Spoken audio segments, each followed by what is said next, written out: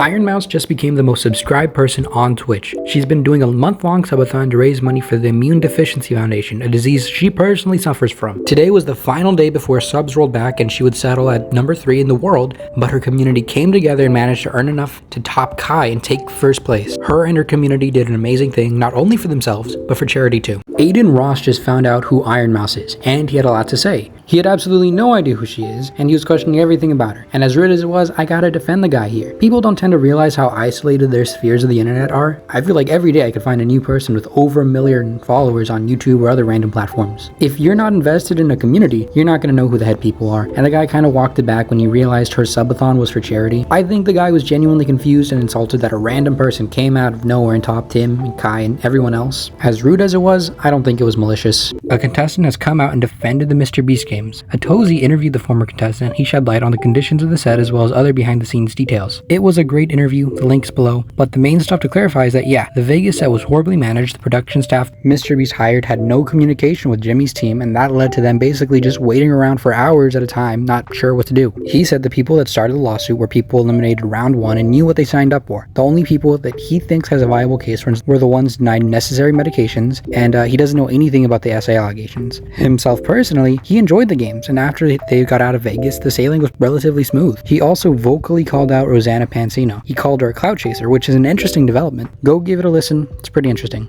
Kai Cenat was cancelled. His crime? He's gonna collab with McDonald's. So get this, McDonald's released a teaser showing Kai's chair and his setup. And that was it. No news on the specifics. Most people were happy for the guy, but others got riled up saying McDonald's is bad politics. I don't get what that has to do with Kai. It's a great opportunity for him, and honestly, he's making history as like the first streamer collabing with a major food chain. This is great news for Kai and his community. That's all I have to say. KSI has been doing a really pathetic marketing campaign. After the launch of Lunchly, Dan TDM called out the trio for releasing unhealthy slop. But that doesn't matter. After that one tweet, KSI has been releasing dozens of statements, all in an effort to market his new song in Lunchly. I get responding the first time, but spending a week straight talking about one tweet is just pathetic. He even put out a fake apology that linked to his new song, and it's really mid, not gonna lie. Bro, he tried getting the Sidemen involved, and even they didn't want to engage with it. Frankie Valli, lead singer of the Four Seasons and 90 years old, is still doing concerts. Fans have raised concerns after his recent performances for understandable reasons. Look at him, he looks miserable. Maybe I'm wrong and he just loves his job, or maybe he's in insane debt. Either way, this man should be sipping coconuts on a beach, relaxing. Somebody help him, please.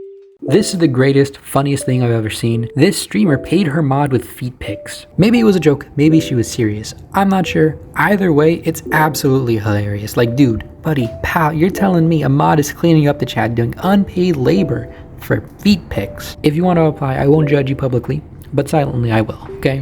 You know Fuzi, very internet famous, very crazy. Well, after his big stream didn't go so well, his manager publicly announced he was missing. The statement was very concerning. Fuzi abandoned his house, suitcases were missing, same with his car, but soon after he responded, said he just wanted space. Then he fired up a stream and he complained that he thought they were gonna put him back in the asylum. He then had a call that led to cops finding him and taking him away. Fuzi has now announced he's going back to the asylum. At this point, it's very easy to assume this was all for attention, and if it's not, just him exploiting his audience for sympathy, and the small chance it's real, he should not be online. He's proven several times he can't handle it.